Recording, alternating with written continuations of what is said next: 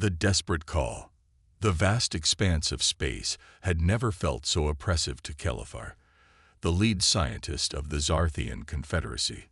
His multifaceted eyes, evolved for detecting the slightest movements in the dense forests of his homeworld, now stared unblinking at the holographic display before him. Each pulsing red dot represented a world lost to the devourer swarms, a relentless tide of organic destruction that had been consuming the outer reaches of Zarthian space for the past solar cycle. High Commander, Kelfar's voice wavered as he addressed the imposing figure beside him. We've lost contact with the colony on Nithral. The Devourers have breached the planetary defense grid. High Commander Zarka, her iridescent scales dulled by exhaustion and worry, closed her inner eyelids in a gesture of deep sorrow. How many were we able to evacuate? Less than half the population, High Commander. The swarms arrived faster than our models predicted. The command center fell silent, the weight of another failure pressing down on every Zarthian present. They had fought, innovated, and sacrificed, but nothing seemed to slow the inexorable advance of the Devourers. Each encounter left them with fewer resources, fewer soldiers, and fewer hopes. Zarka's tail lashed in frustration, a rare display of emotion from the usually stoic leader. We cannot continue like this. Our people are dying, our worlds are falling, and our technology is failing us. We need help. The word hung in the air, alien and almost blasphemous to the proud Zarthians. For millennia, they had been the dominant force in this sector of the galaxy, their advanced biotechnology and sophisticated culture the envy of the few spacefaring races they had encountered. To admit they needed aid was to admit their own inadequacy. Kelfar's auxiliary limbs twitched nervously as he considered the implications. High Commander, are you suggesting we activate the beacon? The beacon was a relic of the early days of Zarthian space exploration, a powerful transmitter capable of sending a message across vast distances of space. It had never been used, partly out of fear of attracting hostile attention, but mostly out of the belief that the Zarthians would never need outside assistance. Zarka's compound eyes locked onto Kelfar's, her voice firm despite the gravity of the decision. We have no choice. Prepare the beacon. We will send a call for aid to anyone who can hear it. As the command center erupted into a flurry of activity, Kelthar couldn't shake the feeling that they were taking an irreversible step into the unknown. The message was crafted carefully, a distress call that explained their dire situation without revealing too much about Zarthian technology or weaknesses. With a final nod from Zarka, Kelthar activated the beacon. The message raced out into the cosmos, carrying with it the desperate hopes of an entire civilization. Days passed, then weeks, with no response. The Devourers continued their advance, and despair began to set in among the Zarthian leadership.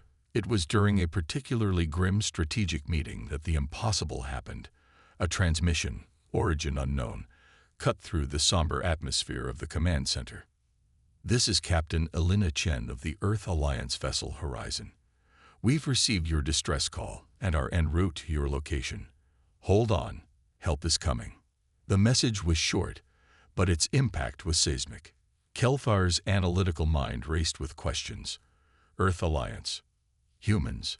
These were terms unknown to Zarthian xenobiologists. How had an unknown species intercepted their message? And more importantly, what kind of help could they offer against a threat that had brought the mighty Zarthian Confederacy to its knees? High Commander Zarka, however, focused on the one thing that mattered. They responded, she said, her voice filled with a mix of relief and apprehension. Someone actually responded to our call. As word spread through the Zarthian worlds, a cautious optimism began to take hold. They knew nothing about these humans or their capabilities, but the simple fact that they were not alone in their fight against the Devourers kindled a spark of hope that had long been absent. Kelthar found himself both excited and terrified by the prospects. As a scientist, the opportunity to study a new spacefaring species was thrilling. As a Zarthian facing extinction, he couldn't help but wonder if they had just invited a new threat into their space. "High Commander," he said, turning to Zarka, "how should we prepare for their arrival?"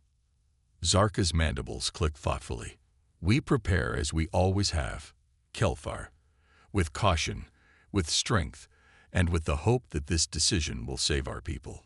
Alert all remaining Zarthian fleets. I want every available ship ready to meet these humans when they arrive." As the command center once again burst into action, Kelthar couldn't shake the feeling that the galaxy as they knew it was about to change forever. The Zarthians had called out into the void, and something had answered. Whether that answer would be their salvation or their doom remained to be seen. In the depths of space, unbeknownst to the anxious Zarthians, a fleet of ships unlike anything they had ever encountered was pushing their engines to the limit. Humanity, in all its chaotic, innovative glory, was coming, and they were bringing with them a determination to fight that would shock both the Zarthians and the Devourers alike. The stage was set for a clash of civilizations, a desperate battle against an implacable foe, and the dawn of a new era in galactic history. The humans had responded to the call for help, and nothing would ever be the same again. First contact and preparations. The Zarthian defense fleet hung in high orbit around their homeworld, a dazzling array of bioengineered ships that glowed with an inner bioluminescence. High Commander Zarka stood on the bridge of her flagship, the Radiant Claw, her eyes fixed on the swirling vortex of a spatial anomaly that had just formed at the edge of the system. "Incoming vessels," reported her sensor officer, his voice tight with anticipation. "Configuration unknown." They're unlike anything we've ever seen, High Commander." As if in response to his words, ships began to emerge from the vortex. They were angular, metallic constructs that seemed to absorb light rather than emit it, a stark contrast to the organic curves of Zarthian vessels. At their head was a massive ship that dwarfed even the Radiant Claw.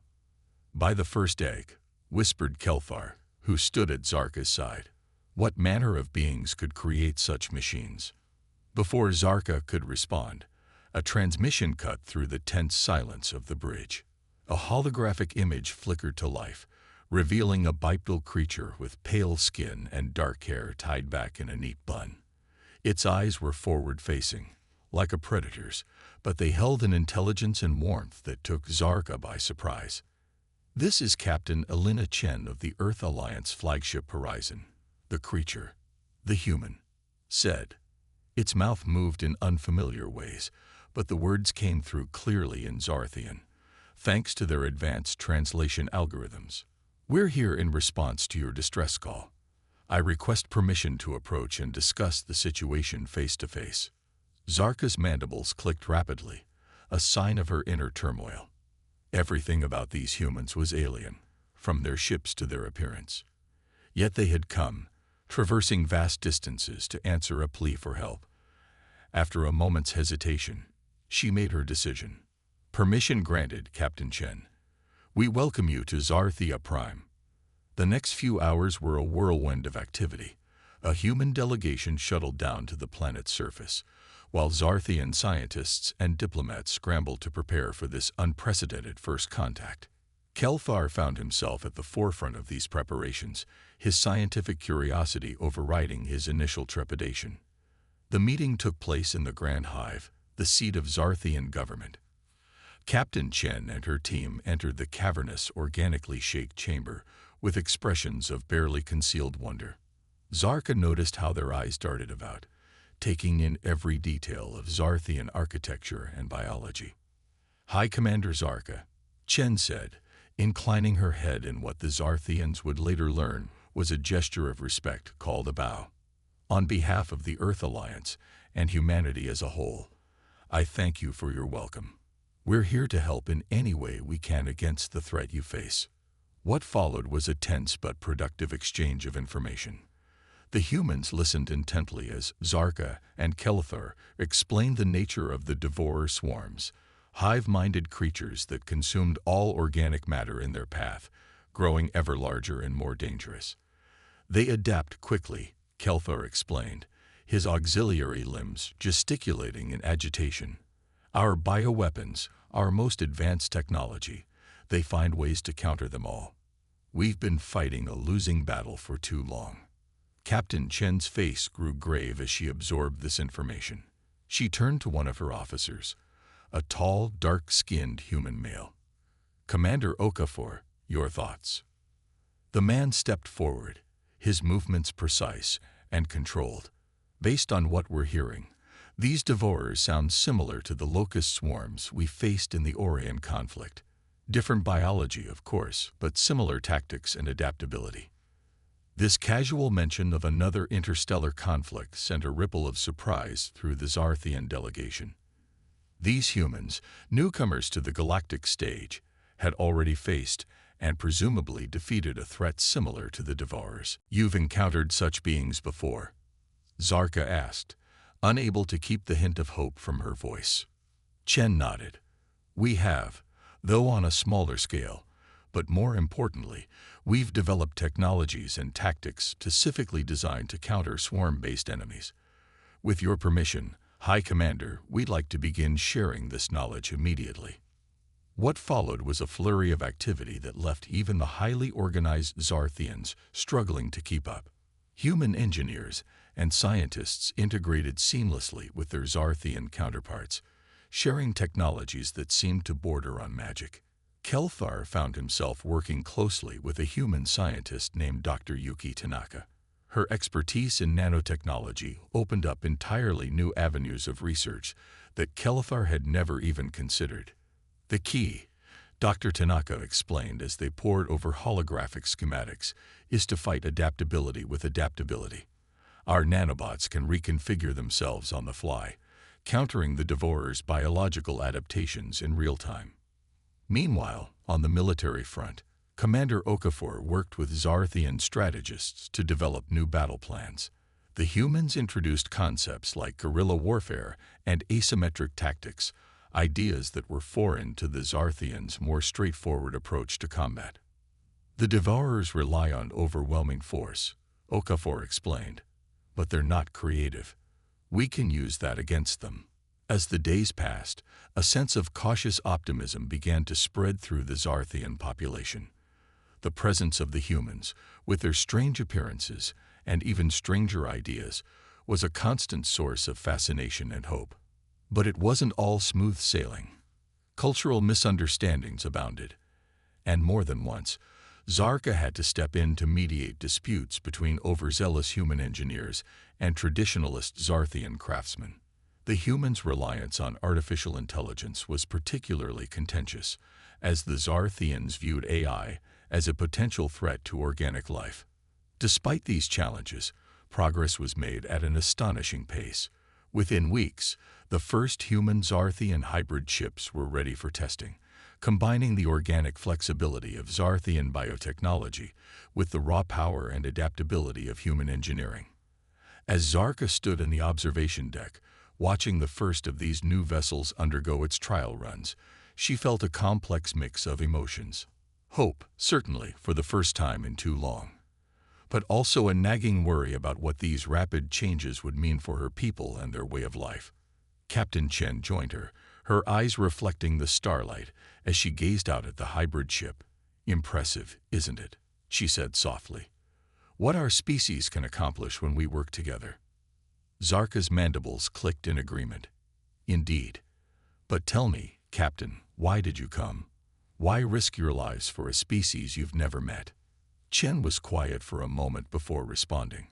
"Because it was the right thing to do. And because humanity knows all too well what it's like to face extinction. We've been on the brink ourselves, more than once. We swore we'd never stand by and watch another species suffer the same fate if we could help it." As if to punctuate her words, alarms began to blare throughout the station. A sensor officer's voice came over the comm system, tight with urgency. "High Commander, Captain, we're detecting multiple Devourer swarms entering the system. They'll be upon us within hours." Zarka and Chen exchanged a look of grim determination. The theories, the plans, the new technologies, it was time to put them all to the test.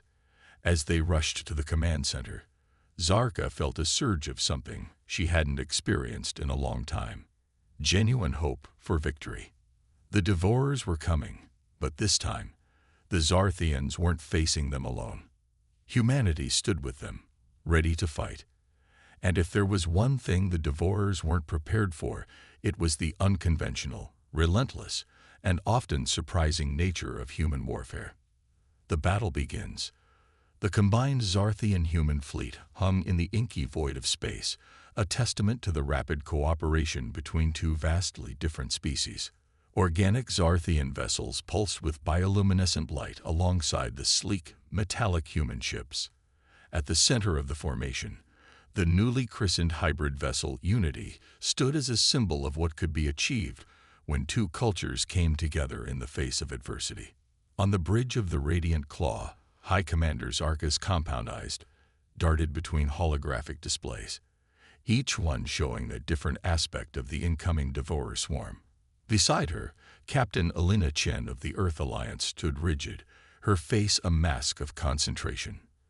"They'll be within weapons range in 5 minutes," reported a Zarthian tactical officer, his voice tight with tension. Chen nodded, her eyes never leaving the tactical display. "Remember the plan," she said, her voice carrying across the neural link to all ships in the fleet. "We hit them hard and fast, but most importantly, we hit them smart. Adaptability is our advantage." As the swarm of Devourer ships entered the system, their biomechanical forms blotting out the stars, Zarka felt a familiar dread creeping up her spine. But this time, it was tempered by a new emotion: hope. "All ships, engage on my mark," Zarka commanded, her mandibles clicking with determination. 3, 2, 1, mark. The space between the two fleets erupted in a dazzling display of weaponry. Zarthian bioplasma lanced out alongside human railgun slugs and energy beams. The first wave of Devourer ships disintegrated under the onslaught, but more kept coming, an endless tide of chitinous horror. "They're adapting to our weapon frequencies," called out Kelifar from his science station, just as before.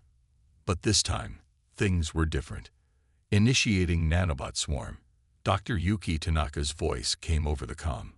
From the Unity, a cloud of microscopic robots burst forth, enveloping the nearest Devourer ships. Within seconds, the massive bioships began to falter, their organic components turned against them by the adaptive nanobots. "It's working," Kelfar exclaimed, his auxiliary limbs waving in excitement. "Their adaptation rate is slowing significantly." On the tactical channels, Commander Okafor's voice rang out, directing smaller, faster ships in hit-and-run attacks against the Devourer flanks. The human tactic of guerrilla warfare, so foreign to the Zarthians, was proving devastatingly effective against the straightforward, brutal force of the swarm. But the Devourers were not to be underestimated. A group of larger ships broke through the defensive line, heading straight for Zarthia Prime. Zarka felt her heart sink as she realized they couldn't reposition in time to intercept. "Horizon, moving to intercept," Chen's voice cut through the chaos. The massive human flagship surged forward, placing itself between the Devourers and the planet. "Captain, what are you doing?" Zarka demanded, her translator struggling to convey the mix of confusion and concern in her voice. "Buying you time," Chen replied grimly, "and showing you another human tactic. Okafor, you have tactical control. Chen out." Before anyone could protest, the Horizon accelerated towards the oncoming Devourers. For a moment, Zarka thought they were going to ram the enemy ships, but at the last second, the human vessel erupted in a blinding flash of light. "Electromagnetic pulse," Kelfar breathed in awe. "They've disabled their own systems to generate an EMP large enough to..." His words were cut off as the pulse wave expanded outward, washing over the Devourer ships. The biomechanical monstrosities shuddered and went dark, their delicate systems overloaded by the massive energy discharge. In the stunned silence that followed, Zarka found her voice. "All ships, focus fire on the disabled Devourer vessels. Don't let them recover." The combined fleet leaped into action, tearing into the vulnerable enemy ships with a vengeance. But Zarka's eyes were fixed on the horizon, now dark and drifting. "Get me a status report on the human flagship," she demanded. Long moments passed before a response came. "High Commander." Chen's voice crackled over the comm, noticeably strained but very much alive. "Horizon reporting. We're running on emergency power, but we're still in the fight. Did we get them?" A cheer went up across the Zarthian bridge, a sound that was quickly echoed throughout the fleet as the news spread. "You did, Captain," Zarka replied, unable to keep the warmth from her voice. "You most certainly did." The battle raged on, but the tide had turned. The Devourers, for the first time since they had appeared in Zarthian space, were on the defensive. Their attempts to adapt were consistently countered by the combined ingenuity of human and Zarthian technology. Hours passed, feeling like days to the weary combatants. But finally, mercifully, it was over. The last Devourer ship exploded in a spectacular burst of bioluminescence, leaving behind only debris and an overwhelming sense of relief. As the adrenaline of battle faded, the true cost became clear. Many ships, both human and Zarthian, had been lost. The survivors bore scars that would take time to heal. But they had won. For the first time in living memory, the Zarthians had decisively defeated a Devourer swarm. In the aftermath, as rescue operations began and damage reports flooded in, Zarka found herself on a shuttle heading towards the battered but intact horizon. As she docked and made her way to the bridge, she was struck by the alien yet familiar sights of a ship at war. Crew members of all ranks worked tirelessly to repair systems and tend to the wounded, their determination palpable. The bridge was a hive of activity, dominated by the commanding presence of Captain Chen. Despite the cuts and bruises visible on her face, she stood tall, issuing orders and coordinating with the fleet. As Zarka entered, Chen turned to her, a weary but triumphant smile on her face. "High Commander," she said, inclining her head in that curious human bow. "Welcome aboard the Horizon. I apologize for the mess." Zarka's mandibles clicked in what she hoped translated as amusement. "Captain Chen," she replied, extending her primary limbs in the Zarthian gesture of deep respect. "I believe we humans and Zarthians need to have a long conversation about acceptable tactical risks." Chen's smile widened. "I look forward to it. But first, I think both our peoples have earned a moment to celebrate. We've won a great victory here today." As Zarka looked out at the starfield, now blessedly free of Devourer ships, she felt a profound sense of change. The galaxy had shifted, alliances had been forged in the heat of battle, and the future suddenly seemed brighter than it had in years. "Yes," she agreed, her compound eyes reflecting the starlight. "Yes, we have. And I have a feeling this is just the beginning." Turning the tide. In the weeks following the decisive battle over Zarthia Prime, a new sense of purpose energized both the Zarthians and their human allies. The victory, while significant, had not ended the war. Reports of Devourer activity in other sectors of Zarthian space continued to pour in. But now, for the first time in recent memory, there was hope. The Grand Chamber of the Hive Council, usually a place of solemn deliberation, buzzed with excited chittering as Zarthian leaders and human representatives gathered to plan their next moves. High Commander Zarka stood at the center, her iridescent scales gleaming under the bioluminescent lights. "The Devourers are regrouping," she announced, her voice carrying to every corner of the chamber. "But thanks to our human allies, we now have the means to take the fight to them." Captain Alina Chen stepped forward, her presence now a familiar and welcome sight in the hive. "We've been analyzing the data from our last engagement," she said, activating a holographic display. "The combination of Zarthian biotechnology and our adaptive systems proved more effective than we could have hoped. But we can do better." Kelfar, newly appointed as the head of the Joint Human-Zarthian Research Initiative, raised one of his auxiliary limbs. Indeed, he chittered excitedly. "We've been working on integrating human AI systems with our organic computing networks. The potential applications are, well, revolutionary. A murmur ran through the assembled Zarthians. The idea of artificial intelligence still made many of them uncomfortable, but the results of the human alliance were hard to argue with. Show them. Kelfar, Zarka encourage. With a complex series of gestures, Kelfar activated another hologram. This one showed a Zarthian ship, but unlike anything they had ever built before. Its organic curves were interspersed with sleek human design elements, and a pulsing core of light at its center suggested power beyond anything they had previously achieved. We call it the Symbiosis class, Kelfar explained. It combines the best of both our technologies. The organic components can heal and adapt, while the AI systems predict and counter devourer strategies faster than any organic mind could. And the weapons? Asked a grizzled Zarthian fleet commander, his scared carapace a testament to many hard-fought battles. In response, Dr. Yuki Tanaka stepped forward. "We've developed a new type of weapon," she said, her eyes shining with the excitement of scientific breakthrough. "It combines your bioplasma technology with our particle acceleration systems. The result is a weapon that can adapt its energy signature in real time, countering the devourer's rapid evolution." The chamber erupted in excited chittering and human murmurs. The potential of such a weapon was clear to all present. "How soon can we begin production?" Zarka asked, her compound eyes fixed on Kelfar and Tanaka. "We've already begun," Kelfar replied. "The first Symbiosis-class ship should be ready for trials within a solar cycle." As the meeting continued, strategies were formed and plans were made. The combined fleet would be reorganized, with human and Zarthian ships working in close concert. But more than that, cultural exchanges were proposed. Human scientists would study Zarthian biotechnology, while Zarthian engineers would learn the intricacies of human AI and machine learning. "We're not just fighting a war," Captain Chen said as the meeting drew to a close.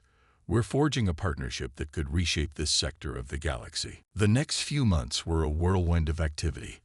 As the first Symbiosis-class ships rolled out of the orbital shipyards, joint human-Zarthian strike teams began hitting devourer outposts across the sector. The new weapons proved devastatingly effective, able to pierce even the most advanced devourer defenses.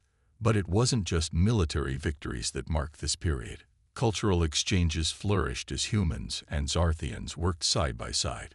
Humans marveled at the organic architecture of Zarthian cities, while Zarthians found themselves captivated by human art and music. Kelfar, in particular, formed a close working relationship with Dr. Tanaka. Together, they pushed the boundaries of what was possible when two radically different scientific traditions combined. "I never imagined I'd be reconfiguring the molecular structure of a living ship using quantum algorithms," Tanaka said one day, shaking her head in wonder as they worked on upgrading the Unity. Kelfar's mandibles clicked in amusement. "And I never thought I'd be using artificial intelligence to optimize bioplasma flow," he chittered back. "We make quite the team, don't we?"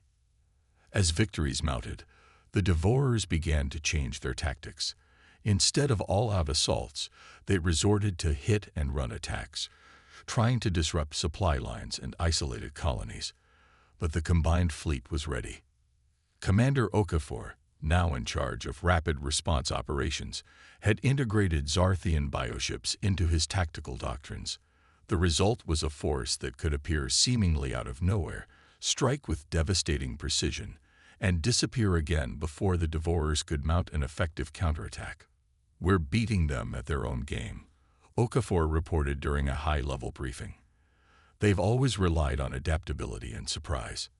Now we're the ones keeping them off balance." But the war was far from over. As the combined fleet pushed deeper into devourer-controlled space, they encountered ever more desperate and dangerous variations of the swarm. Entire planets had been consumed, turned into massive organic factories churning out new and terrifying forms of devourer ships. The true test came at the Battle of Nithril, the Zarthian colony that had fallen in the early days of the war. The planet, once a vibrant world of sweeping plains and towering forests, was now a grotesque, pulsating mass of devourer biomatter. By the first egg, Zarka breathed as the fleet dropped out of FTL at the edge of the system. What have they done to it? The scene that greeted them was like something out of a nightmare. The planet's surface roiled and churned, occasionally disgorging massive devourer ships, unlike anything they had encountered before. These new vessels were the size of small moons, bristling with weapons and radiating an aura of palpable malevolence. All ships, battle stations. Chen's voice rang out across the fleet. This is it, people. Everything we've worked for comes down to this moment. As the massive devourer constructs lumbered towards them, the combined fleet sprang into action. Symbiosis-class ships darted forward, their adaptive weapons tearing into the devourer defenses. Human carriers launched swarms of fighters, while Zarthian bioships released clouds of microscopic organisms designed to eat through devourer hulls. The battle was fierce, with losses mounting on both sides. For every devourer ship they destroyed, it seemed two more took its place. The Unity, now the flagship of the combined fleet, took a direct hit that sent it spiraling out of formation. We can't keep this up. Kelthar's voice crackled over the comm from the Unity's engineering section. The symbiosis core is destabilizing. One more hit like that and... His words were cut off as another blast rocked the ship. For a heart-stopping moment, it seemed like the Unity would break apart. But then, something extraordinary happened. The ship's organic components, infused with human nanobots and guided by the AI core, began to reconfigure themselves. The damaged sections regrew at an astonishing rate, but in new and unexpected configurations. Kelthar, what's happening? Zarka demanded from the Radiant Claw. I'm not sure, came the scientist's odd reply. The ship is evolving, adapting in ways we never programmed. It's beautiful. As they watched in amazement, the Unity transformed, its weapons reconfigured, combining in ways neither humans nor Zarthians had envisioned. And then, with a pulse of energy that temporarily blinded every sensor in the fleet, it fired. The beam that lanced out from the Unity was like nothing they had ever seen. It cut through the devourer ships like they were made of paper, not stopping until it struck the corrupted surface of Nithral itself. For a moment, nothing happened. Then the planet's surface began to ripple and dissolve. The devourer biomass that had consumed the world started to break down at a molecular level. It's a purification beam. Dr. Tanaka's excited voice came over the comm. The ship somehow combined our technologies to create a weapon that doesn't just destroy the devourers, it cleanses them from existence. As the remaining devourer ships fell into disarray, the combined fleet pressed their advantage. Within hours, the battle was over. Nithral, while forever changed, was free of the devourer taint. In the aftermath, as the fleet regrouped and began the process of securing the system, Zarka found herself once again standing beside Captain Chen on the bridge of the Unity. I think, Chen said slowly, a note of wonder in her voice, that we may have just turned the tide of this war for good. Zarka's mandibles clicked in agreement. Indeed, my friend. But I suspect we've done far more than that. We've opened the door to a future neither of our species could have imagined alone. As they looked out at the stars, both leaders knew that while the war was not over, its outcome was no longer in doubt. The devourers would be defeated, and in their wake, a new alliance would rise. An alliance that promised to change the face of the galaxy forever. Aftermath and new alliances. The great hall of the Zarthian Hive Council, once a somber chamber of worried deliberations, now pulsed with an energy that hadn't been felt in generations. Representatives from every Zarthian world stood alongside a diverse array of human delegates. The air was thick with a mixture of chittering excitement and hushed human whispers as High Commander Zarka took her place at the central podium. Fellow Zarthians, honored human allies, she began, her voice carrying easily through the vast chamber. Today, we gather not just to celebrate victory, but to chart a course for a future none of us could have imagined when this war began. It had been 6 cycles since the Battle of Nithral, the turning point that had broken the back of the Devourer threat. In the time since, joint human-Zarthian fleets had methodically cleansed system after system of the Devourer presence. The enemy that had once seemed unstoppable was now in full retreat, fleeing to the farthest reaches of the galaxy. Captain Elena Chen, now Admiral Chen of the Earth Alliance Expeditionary Force, stepped forward to join Zarka at the podium. The human's presence, once alien and unsettling to many Zarthians, now felt as natural as the bioluminescent glow of their homeworld's forests. "What we've achieved together goes beyond military victory," Chen said, her eyes scanning the assembled crowd. "We've proven that diversity isn't just beneficial, it's essential.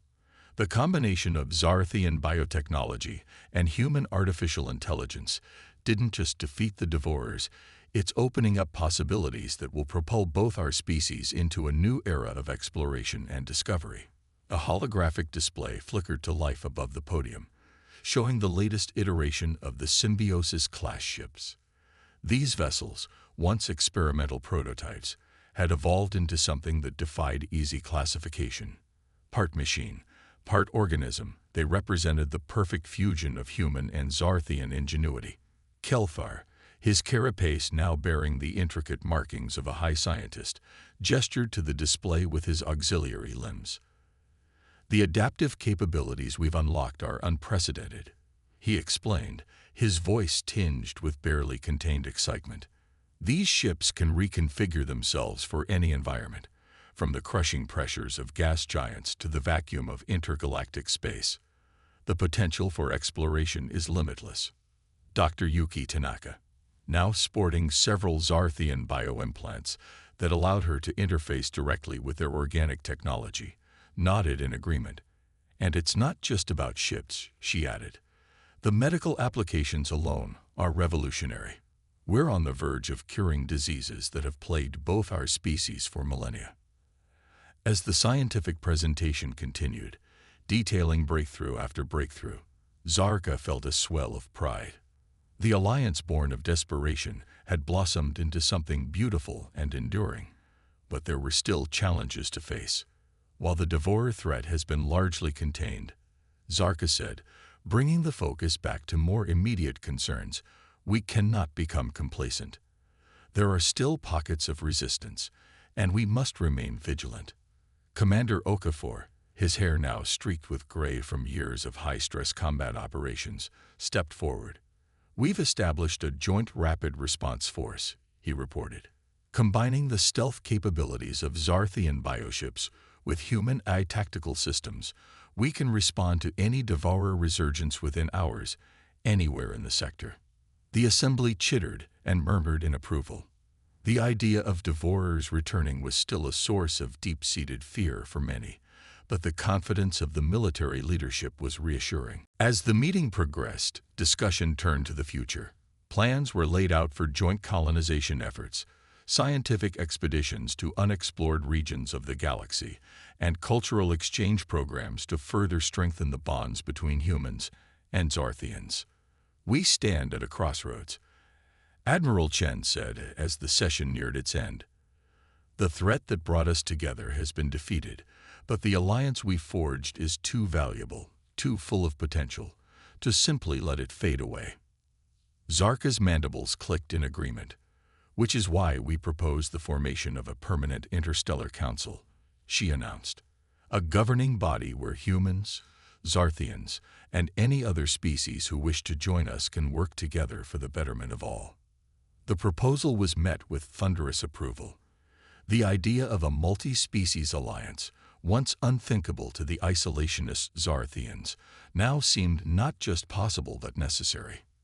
As the formal proceedings concluded, and the assembly broke into smaller groups for more detailed discussions, Zarka found herself standing with Chen near one of the hall's massive bioorganic windows. The view of Zarthia Prime's twin moons, now home to thriving human settlements, never failed to fill her with a sense of wonder at how much had changed. "Did you ever imagine it would turn out like this?" Chen asked, her voice soft with reflection. "When you sent out that distress call, did you ever think it would lead to all of this?" Zarka's compound eyes flickered in the Zarthian equivalent of a smile. Never, she admitted. I hoped for aid, for a chance at survival. I never dreamed we'd gain not just allies, but friends. Partners in a journey that's only just beginning. Chen nodded, her gaze fixed on the stars beyond the moons. You know, there's an old human saying, united we stand, divided we fall. I used to think it only applied to humanity. Now I see it applies to all of us, across the entire galaxy. As they stood there, a human and a Zarthian, former strangers turned trusted friends, Zarka felt a profound sense of optimism for the future. The Devourers had been a terrible threat, but in facing that threat together, they had discovered something far greater than victory. They had found a new way forward, a path to a future brighter than either species could have achieved alone. Come, my friend, Zarka said at last, gesturing with her primary limbs towards the bustling groups of humans and Zarthians mingling in the hall. We have a new galaxy to build. As they rejoined the discussions, adding their voices to the excited plans being formed, both leaders knew that this was more than just the end of a war. It was the dawn of a new age, one of cooperation, discovery, and limitless possibility. The stars, once a realm of danger and the unknown, now beckoned with the promise of adventures yet to come.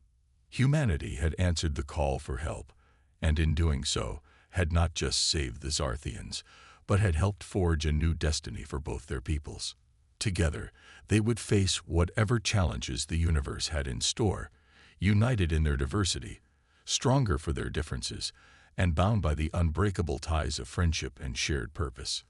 The story of the humans and the Zarthians was far from over. In fact, it was just beginning.